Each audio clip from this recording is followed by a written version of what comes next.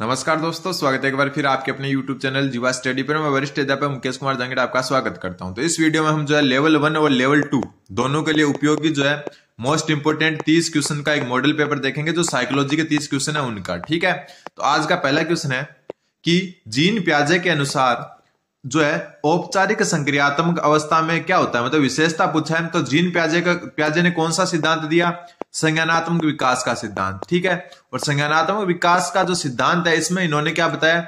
4 अवस्थाएं बताई। कितनी अवस्थाएं? 4। जो पहली अवस्था है उसको कहते हैं संवेदी गामक अवस्था। कौन सी अवस्था? संवेदी गामक अवस्था। और संवेदी गामक अवस्था होती है आपकी जन्म से लेकर 2 वर्ष तक। ठीक है, फिर दूसरी आपकी होती है पूर्व संक्रियात्मक अवस्था। कौन सी अवस्था? पूर्व संक्रियात्मक अवस्था। और पूर्व संक्रियात्मक होती है आपकी 2 से लेकर 7 वर्ष तक।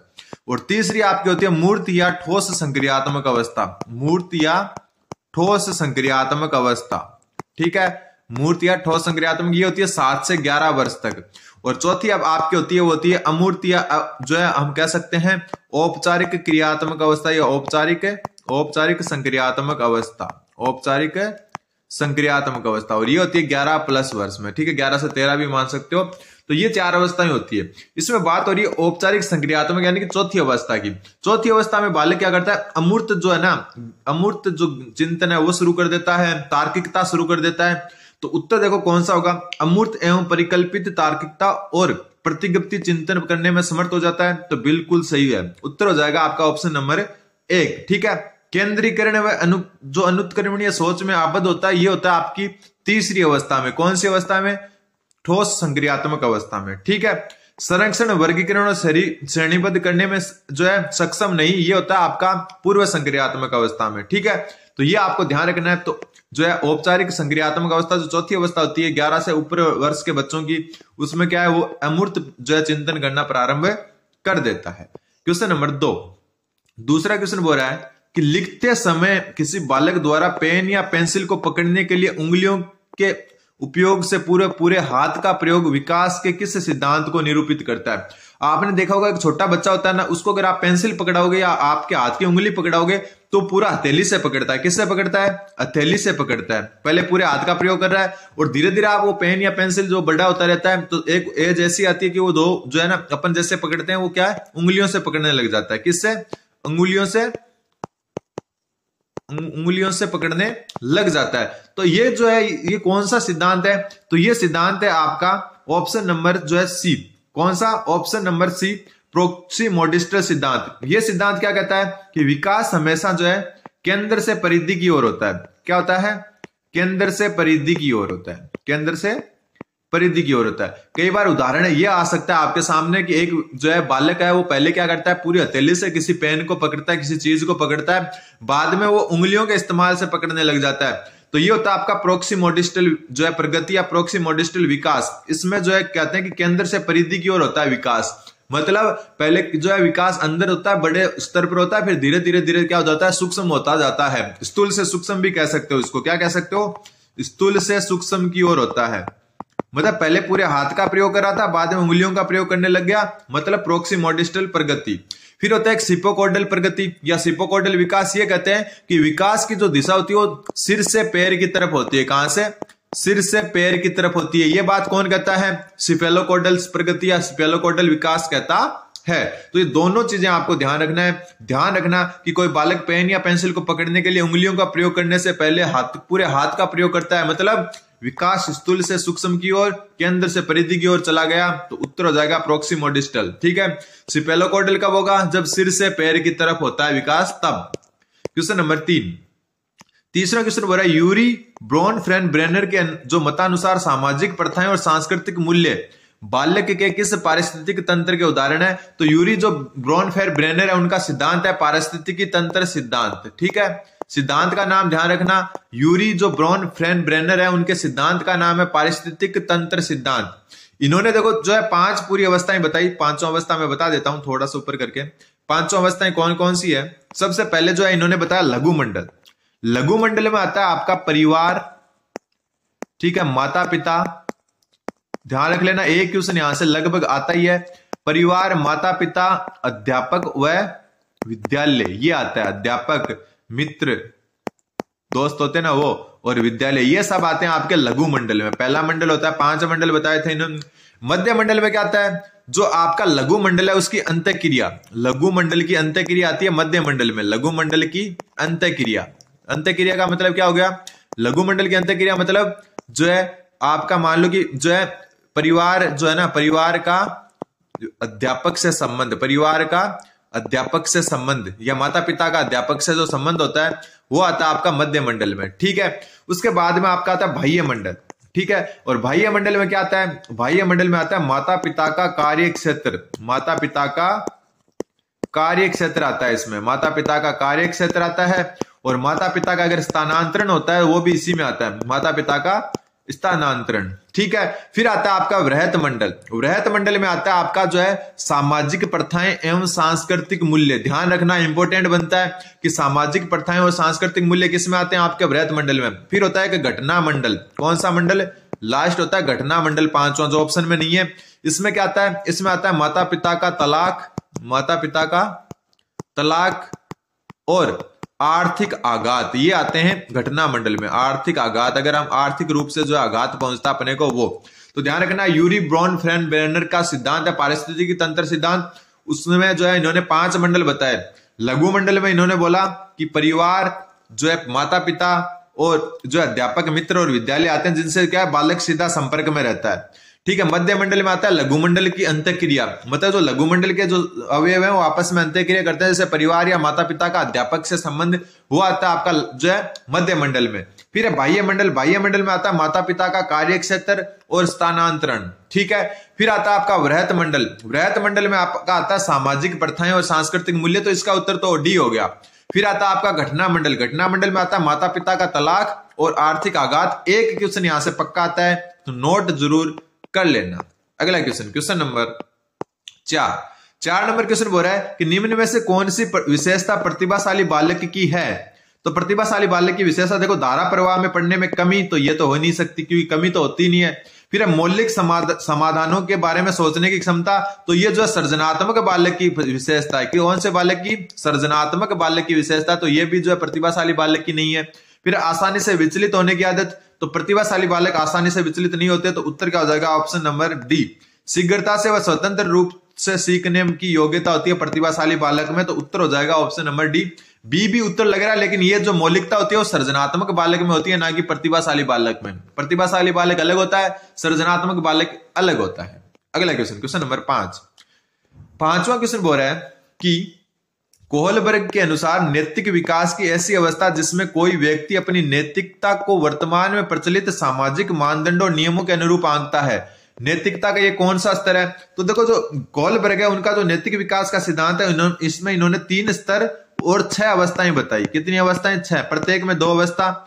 जो इनका पहला स्तर है पूर्व परंपरागत स्तर। ठीक है, पूर्व परंपरागत स्तर है, इसमें जो है आपके पूर्व जो है परंपरागत स्तर में सबसे पहले तो यहां पर जो है ना 1 नंबर तो होता है ना, 1 मिनट, जो इसमें जो है ना 3 स्तर का एक पूर्व परंपरागत स्तर है। इसमें क्या होता है, सबसे पहले होती है दंड व आज्ञाकारिता की अवस्था। दंड व आज्ञाकारिता मतलब कोई भी बच्चा ना कोई काम इसलिए करता है कि उसको मतलब जो है सजा से बचना होता है, कि तेरे को मार पड़ेगी वरना होमवर्क कर ले, तब वो क्या करता है, दंड व आज्ञाकारिता की अवस्था में होता है। दूसरी अवस्था होती है यांत्रिक सापेक्षता। कौन सी, यांत्रिक सापेक्षता। यांत्रिक सापेक्षता में क्या होता है, यांत्रिक सापेक्षता में होता है कि बालक कोई भी कार्य इसलिए करता है कि उसको बदले में कुछ मिलेगा। मान लो कि आप एक छोटे बच्चे को दुकान भेज रहे हो और 5 रुपए उसको एक्स्ट्रा दे रहे हो कि ये ला तू भी चीज खा लेना, तो वो होती है यांत्रिक सापेक्षता की अवस्था, जिसमें बच्चा क्या करता है कि अपने लाभ के लिए ही कोई कार्य करता है वरना नहीं करता। फिर आती है परंपरागत स्तर। परंपरागत स्तर की 2 अवस्था में पहले है उत्तम लड़का लड़की अवस्था। उत्तम लड़का लड़की अवस्था। उत्तम लड़का लड़की अवस्था में क्या हो गया कि जो एक बालक होता है वो क्या करता है, अपनी जो है ना खुद की जो है ना बढ़ाई करने में, खुद की जो है मतलब ऐसे बहुत बड़ी मतलब ऐसे समझता है कि मेरा सम्मान हो, समाज में मेरा नाम हो। तो अब जैसे कोई बालक को एक सर क्या बोलते हैं, वेरी गुड, तो वो क्या होता है पूरे दिन ऐसे खुश खुश रहता है कि यार सर ने मेरे को वेरी गुड बोला, तो वो होता है उत्तम लड़का लड़की की अवस्था। फिर होता है इसकी दूसरी अवस्था सामाजिक कर्म संपोषित। सामाजिक कर्म संपोषित। सामाजिक कर्म संपोषित। तो ये जो सामाजिक कर्म संपोषित होती है, ये क्या कहता है कि जो नैतिक विकास की इस अवस्था में क्या होता है कि जो व्यक्ति होता है वो अपनी नैतिकता को जो वर्तमान में प्रचलित सामाजिक मापदंड है ना, सामाजिक मापदंड उनके अनुसार चलता है, सामाजिक नियमों के अनुसार चलता है। तो अपने को ये पूछा है कि देखो प्रचलित सामाजिक मानदंडों और नियमों के अनुरूप आंकता है, तो ये किस में आंकता है? सामाजिक कर्म संपोषित में। और ये किसका भाग है? आपका पूर्व परंपरागत का। तो उत्तर क्या हो जाएगा आपका? Option number 2। वैसे देखो इसको सिर्फ रिवीजन के तौर पर ले इस क्लास को आप, क्यों? क्योंकि आप जो है पहले पढ़ चुके हो, फिर मैं आपको पढ़ा रहा हूं, ये मानकर चले आप। फिर क्वेश्चन नंबर 6, छठा क्वेश्चन बोल रहा है कि निम्नलिखित में से एक मुख्य प्रक्रिया नहीं है जिसके द्वारा अर्थपूर्ण अधिगम घटित होता है। मतलब अधिगम के लिए कौन सी एक अर्थपूर्ण प्रक्रिया नहीं पूछा है? पुनरावृत्ति व अभ्यास, बिल्कुल बार बार रिपीट करोगे, अभ्यास करोगे तो अधिगम अच्छा होगा, तो बिल्कुल सही है। निर्देश व संचालन, बिल्कुल अधिगम के लिए आपको अच्छे निर्देश मिलने चाहिए और संचालन भी अच्छे से होना चाहिए। फिर पारस्परिक विचार विमर्श व अन्वेषण, यानी अन्वेषण मतलब इन्वेस्टिगेशन। तो आप ये कर सकते हो कि ये जो है पारस्परिक जो विचार करोगे उससे भी अधिगम सुदृढ़ होगा। तथ्यों को रटना व कंठस्थ करना, तो ये अधिगम के विपरीत बात है। तो उत्तर क्या हो जाएगा? ऑप्शन नंबर डी, क्योंकि नहीं पूछा था तो उत्तर हो जाएगा ऑप्शन नंबर डी। अगला क्वेश्चन, क्वेश्चन नंबर 7, सातवां क्वेश्चन बोल रहा है निम्नलिखित कथनों में से असत्य कथन का चयन करें। सबसे पहले, मानव जीवन का आरंभ मूलतः एक कोष युग्मनज से गठित होता है। रीट में आया हुआ क्वेश्चन है तो ध्यान रख लेना, ये क्वेश्चन वापस भी आ सकता है कि मानव जीवन का आरंभ कितने कोष से होता है? तो एक कोष युग्मनज से, 2 कोष से नहीं होता, एक कोष से होता है। फिर जीन को अनुवांशिकता की इकाई माना जाता है, तो बिल्कुल सही बात है। अनुवांशिकता की इकाई किसको कहते हैं? जीन को। फिर मानव विकास को प्रभावित करने वाला वंशानुक्रम एक वातावरणीय कारक है, तो गलत है। क्यों? क्योंकि वंशानुक्रम वातावरणीय कारक नहीं है, ये एक अनुवांशिक कारक है। कौन सा कारक है? अनुवांशिक कारक। वातावरणीय कारक कौन से होते हैं? अपना रहन सहन, ठीक है, रहन सहन, जो अपन जो है बाहर जो है अपन मतलब बोलचाल, भौगोलिक स्थितियां, ये सब वातावरणीय कारक होते हैं। वंशानुक्रम वातावरणीय कारक नहीं है, ये एक अनुवांशिक कारक का है। तो उत्तर सी हो जाएगा, क्योंकि असत्य पूछा था, ठीक है। और मेंडल को अनुवांशिक का जनक कहा जाता है, तो ये भी सही है। उत्तर हो जाएगा ऑप्शन नंबर सी। अगला क्वेश्चन, क्वेश्चन नंबर 8, आठवां क्वेश्चन बोल रहा है एरिक्सन के मनोसामाजिक सिद्धांत, एरिक्सन के मनोसामाजिक सिद्धांत की कौन सी अवस्था में पहल बनाम अपराध बोध का संबंध विकास की किस अवस्था से माना जाता है? तो देखो पहल बनाम अपराध बोध है, ये तीसरी अवस्था है, थर्ड अवस्था है एरिक्सन की, ठीक है। सारी की सारी अवस्था आपको पता होना चाहिए। तो पहल बनाम अपराध बोध तीसरी अवस्था है, और ये अवस्था जो होती है ये जो आपका 3 से लेकर 6 वर्ष के बालक में पाई जाती है। कौन से बालक में? 3 से 6 वर्ष के बालक में। और 3 से 6 वर्ष का बालक कौन सी अवस्था में होता है? तो पूर्व बाल्यावस्था में होता है। तो इंपॉर्टेंट बनता है, एज से आप पता लगा सकते हो, क्योंकि किशोरावस्था 11 से ज्यादा होती है, ठीक है, और उत्तर बाल्यावस्था 6 से 11 के बीच में होती है, शैशवावस्था 3 से कम होती है। तो उत्तर हो जाएगा आपका पूर्व बाल्य अवस्था। अगला क्वेश्चन, क्वेश्चन नंबर 9, क्वेश्चन 9 बोल रहा है अधिगम की विशेषता नहीं है। तो अधिगम की कौन सी विशेषता नहीं है? सबसे पहला, अधिगम में से व्यवहार में होने वाला अपेक्षाकृत स्थायी परिवर्तन होते हैं। तो बिल्कुल व्यवहार में स्थायी परिवर्तन ही अधिगम है, तो ये तो सही है। फिर अधिगम एक सतत और अर्जित प्रक्रिया है, बिल्कुल अधिगम हम अर्जित करते हैं, जन्मजात नहीं होता, तो ये भी बिल्कुल सही है। फिर अधिगम सदैव बाह्य दृष्टिगत होता है, बाह्य दृष्टिगत का मतलब बाहर से देखने पर पता चलता है, तो बिल्कुल ये गलत है। क्यों गलत है? क्योंकि हमेशा जरूरी नहीं है कि अधिगम बाहर से देखे। मान लो कि आपके व्यवहार में कुछ परिवर्तन हुआ है, आप थोड़े से जो है क्या हो चुके हो, अच्छे बन चुके हो, वो पहले बहुत खराब थे अब थोड़े अच्छे बन चुके हो, तो वो आपको जो है बाहर से देखने पर पता चले सदैव, ये जरूरी नहीं है। सदैव जरूरी नहीं है, देखने पे पता चल भी सकता है और नहीं भी, सदैव जरूरी नहीं है। तो गलत हो गया, और गलत ही पूछा था, तो ऑप्शन नंबर सी इसका सही उत्तर हो जाएगा, ठीक है। अधिगम में एक प्रकार का अनुभव सम्मिलित होता है, बिल्कुल अनुभव से ही क्या होता है? अधिगम होता है।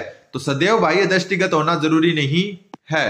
अगला क्वेश्चन, क्वेश्चन नंबर 10, 10वां क्वेश्चन बोल रहा है रॉबर्ट गेने के अनुसार अधिगम का सर्वोच्च स्तर कौन सा है? तो देखो रॉबर्ट गेने ने दिया था सोपानिकी सिद्धांत। कौन सा सिद्धांत? सोपानिकी सिद्धांत। इसमें क्या होता है? ऐसे होता है, देखो बना ही देता हूं पूरा का पूरा। सबसे पहले होता है इसमें संकेत अधिगम। कौन सा अधिगम? संकेत अधिगम, ठीक है। दूसरा इसमें होता है उद्दीपन अनुक्रिया, उद्दीपन अनुक्रिया अधिगम, ठीक है। तीसरा जो होता है इसमें वो होता है आपका श्रृंखला या सरल श्रृंखला अधिगम। कौन सा अधिगम? श्रृंखला अधिगम, ठीक है। चौथा होता है शाब्दिक प्रवाह अधिगम। कौन सा? शाब्दिक प्रवाह अधिगम, ठीक है। पांचवा इसमें होता है विभेदन अधिगम। कौन सा? विभेदन अधिगम, ठीक है। छठा होता है इसमें जो है संपर्त्य अधिगम, एक मिनट सही से लिख देता हूं। छठा कौन सा होता है? संपर्त्य अधिगम, ठीक है। सातवां कौन सा होता है? सातवां होता है सिद्धांत अधिगम, सिद्धांत अधिगम। और आठवां होता है समस्या समाधान अधिगम, समस्या समाधान अधिगम।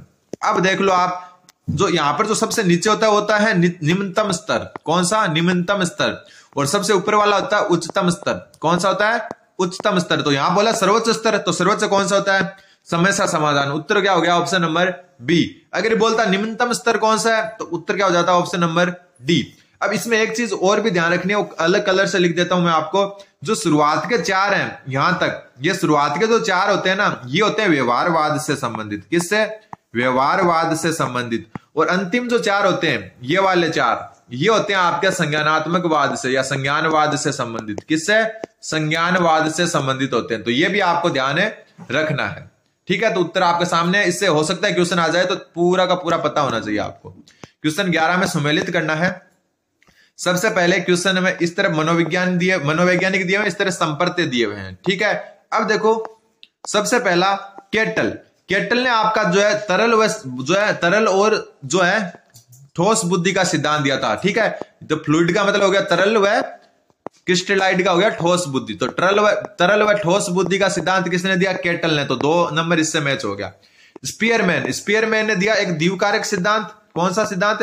द्विकारक। और एक दिया त्रिकारक सिद्धांत, ठीक है, त्रिकारक। ये दोनों सिद्धांत किसने दिए? स्पीयरमैन है। द्विकारक सिद्धांत में 2 कारक बताए इन्होंने बुद्धि के, एक सामान्य बुद्धि और एक विशेष बुद्धि, ठीक है, सामान्य कारक और विशेष कारक। तो उत्तर क्या हो जाएगा? ऑप्शन नंबर 1, ठीक है। सामान्य कारक और विशेष कारक मतलब द्विकारक सिद्धांत है ये किसने दिया? स्पीयरमैन है। तो केटल का फ्लूइड एवं क्रिस्टलाइड बुद्धि, जिसको कहते हैं तरल व ठोस बुद्धि। गार्डनर ने दिया बहुबुद्धि सिद्धांत। कौन सा सिद्धांत है? बहुबुद्धि सिद्धांत गार्डनर ने दिया। फिर आता है स्टर्नबर्ग ने दिया आपका बुद्धि का ट्राई आर्किक, या हम कह सकते हैं त्रितंत्रीय सिद्धांत। कौन सा? त्रितंत्रीय सिद्धांत किसने दिया बुद्धि का? तो बुद्धि का त्रितंत्रीय सिद्धांत दिया आपका जो है स्टर्नबर्ग ने। तो ये आपका जो है सुमेलित हो गया। वापस देखो, Cattell 2 number, Spearman 1 number, Gardner 4 number और स्टर्नबर्ग 3 नंबर। अगला क्वेश्चन नंबर 12वां क्वेश्चन बोल रहा है कि निम्नलिखित में से कौन सा एक डिस्प्रेक्सिया के लक्षणों में से एक है? तो देखो, डिस्प्रेक्सिया जो होता है ना, उसके लक्षणों में से एक कौन सा है? तो डिस्प्रेक्सिया होता है कि एक जो कलम यानी कि पेन होता है, कलम यानी पेन को पकड़ने और लिखने में जो समस्या होती है ना, उसको कहते हैं डिस्प्रेक्सिया। तो उत्तर हो जाएगा आपका ऑप्शन नंबर सी। वर्तनी समझने में जो समस्या होती है उसको कहते हैं डिसलेक्सिया कहते हैं, ठीक है। और गणितीय गणना में समस्या होती है उसको कहते हैं डिसकैलकुलिया, ठीक। एक होता है आपका डिसग्राफिया। और डिसग्राफिया क्या होता है? लिखने में परेशानी। और एक बात मैं क्लियर कर दूं, सेकंड ग्रेड जो जीके का पेपर हुआ था, उसमें मेरी खुद जो क्लासेज है जीवा स्टडी की अपनी क्लासेज, उसमें से 30 से भी ज्यादा क्वेश्चन आए थे। तो ध्यान रखना, अच्छे से आप रिवाइज करते रहना। अगला क्वेश्चन नंबर 13वां क्वेश्चन बोल रहा है, थोड़ा सा जो है सही कर देता हूं मैं। क्वेश्चन नंबर 13वां क्वेश्चन बोल रहा है, एक 17 वर्ष की महिला समान परिस्थितियों में अधिकांश लोगों द्वारा खाए गए भोजन से अधिक और बेहिसाब मात्रा में भोजन करती रहती है। उसके बाद वह प्राय सप्ताह में 3 से 4 बार उल्टियां कर देती है। तो वह यह महसूस करती है कि इस पर नियंत्रण नहीं है। इसकी शारीरिक जांच के परिणाम सामान्य और वजन भी सामान्य है। अधिक संभावना है कि वह निम्नलिखित में से किससे ग्रसित है? तो एक बात ध्यान रखना आप कि जो एक अगर 17 वर्ष की महिला समान परिस्थितियों में अधिकांश लोगों द्वारा खाए गए भोजन से अधिक या बेहिसाब खाती है, मतलब खुद को जो वजन बढ़ाने के चक्कर में बहुत ज्यादा खाती है और फिर उल्टियां करती है, तो बहुत ज्यादा खाने से आदमी क्या हो जाता है? मोटा हो जाता है। तो मोटा मतलब बुल क्या होता है? इसको याद रख लेना आप। उत्तर इसका बुलिमिया नर्वोसा है, ठीक है, बुलिमिया नर्वोसा, ठीक है, नर्वोसा नहीं है, नर्वोसा, ठीक है। तो इसका उत्तर है बुलिमिया नर्वोसा। तो बुलिमिया नर्वोसा क्या होता है? बुल मतलब क्या होता है? बेल, और बेल क्या होता है? मोटा होता है। तो वैसे याद रखना ना, अधिक भोजन जो है ना, बेहिसाब भोजन की मात्रा खाना मतलब बुलिमिया। बुल मतलब बेल से मोटा, तो बुलिमिया नर्वोसा ये इसका सही उत्तर हो जाएगा। तो ध्यान रखना। अगला क्वेश्चन नंबर 14 क्वेश्चन वापस वही सम्मिलित करना है। ये अच्छा क्वेश्चन है, याद रख लेना, नोट कर लेना। सबसे पहले हम बात करें कि प्रेक्षण अधिगम, जिसको कहते हैं सामाजिक अधिगम। कौन सा अधिगम? सामाजिक अधिगम, ये दिया आपका बांडुरा ने, एल्बर्ट बांडुरा ने, और इसमें इन्होंने मॉडल या प्रतिमान जो है ना, मॉडल या प्रतिमान का सिद्धांत भी दिया, मॉडल या प्रतिमान। ठीक है। संज्ञानात्मक मानचित्रण, संज्ञानात्मक जो मानचित्रण है आपका वो दिया आपका, देख लो मोस्ट इंपोर्टेंट है, स्किनर ने। अच्छा क्वेश्चन है, संज्ञानात्मक मानचित्रण किसने दिया? स्किनर ने दिया। ठीक है। विभिन्न उद्दीपकों का साचर्य, तो उद्दीपन साचर्य नियम, तो ये तो आपको पता है, ये पावलोव ने दिया। ठीक है। फिर अधिगम संज्ञानात्मक विकास की ओर ले जाता है, अधिगम संज्ञानात्मक विकास की ओर ले जाता है, ये बात कही वाइगोत्स्की ने, तो ध्यान रख लेना। अच्छा क्वेश्चन है, वापस देख लो। प्रेक्षण अधिगम जो है बांडुरा ने दिया, जिसको सामाजिक अधिगम भी कहते हैं, ये मॉडल या प्रतिमान पर आधारित है। संज्ञानात्मक मानचित्रण जो है आपका स्किनर ने दिया। विभिन्न उद्दीपकों का साचर्य जो है वो दिया पावलोव ने, और अधिक संज्ञानात्मक विकास की ओर ले जाता है, अधिगम संज्ञानात्मक विकास की ओर ले जाता है, ये बात कही वाइगोत्स्की ने। अगला क्वेश्चन, और आज का लास्ट क्वेश्चन, अगले 15 क्वेश्चन हम आज ही शाम को जो है क्लास में देखेंगे। अगला क्वेश्चन है, निम्नलिखित में से, थोड़ा सा बड़ा कर लेता हूं इस क्वेश्चन को। अगला क्वेश्चन है, निम्नलिखित में से कौन सा एक सृजनात्मक चिंतन को प्रोत्साहित करने का सही तरीका नहीं है?